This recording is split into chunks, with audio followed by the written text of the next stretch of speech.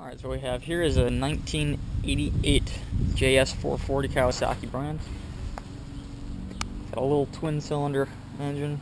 It's all still stock pretty much. I mean, it's been souped up and then brought back to the stock specs. Right now we have the exhaust off of it except for the manifold, so it's still restricted by the exhaust manifold, but not by much.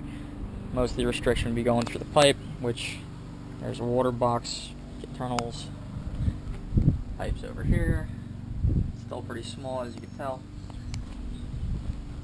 And we got this little module here. Cheap little guy, tells you RPMs, or at least it's supposed to. So we're going to see what it turns out in this, what it actually can spin to.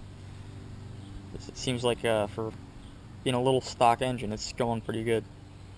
It's only got 75 psi, so the cylinders are plenty large for the pistons in there right now, I think, because they're worn down a bit, so it's kind of sloppy, but the looser it is, the less compression, but the faster it goes. Alright, we're all hooked up. We got the battery on there, carburetor's running a little lean, but whatever.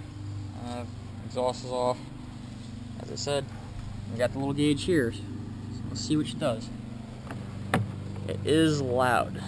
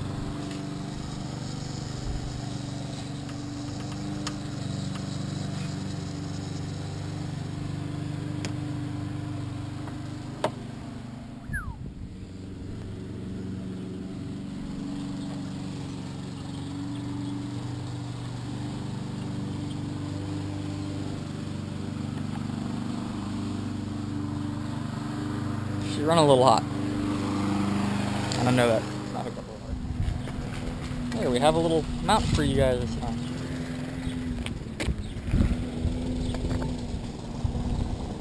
He's mowing the yard, so yes, I'm aware there is other noise interference.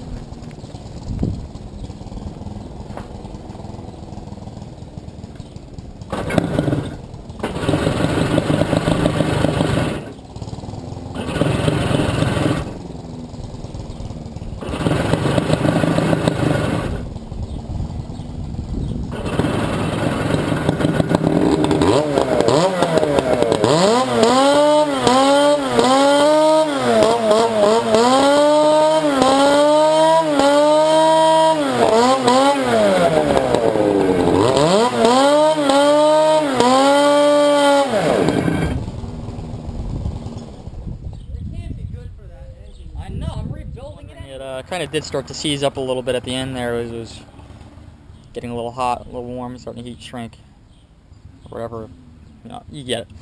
But shut it down, put some of the fogging material in there. That stuff does, it's unbelievable. If you got low compression, you throw this stuff in there, it's going to thicken it up. It's going to act like a low-octane diesel fuel almost.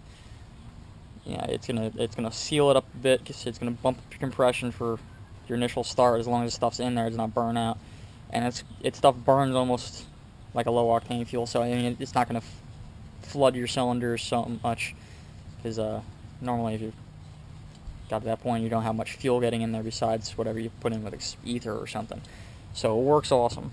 This actually had a bad gasket on it. I filled it up with water the other day. That's a hot spark plug there. Filled it up with water the other day by putting on the hose. Gasket was bad in the exhaust. Filled up the motor. Realized it after it was coming up through the carburetor. Spent a few hours working on it, making sure it was all clear and out of there. But it's a little difficult since it's a piston port. Then whatever you turn it in, gets stuck in there, he turned upside down, it's getting hung up in the piston and whatnot. It's not really going to get out unless you're pressurizing the lower end anyways, because the bottom is two separate sealed units.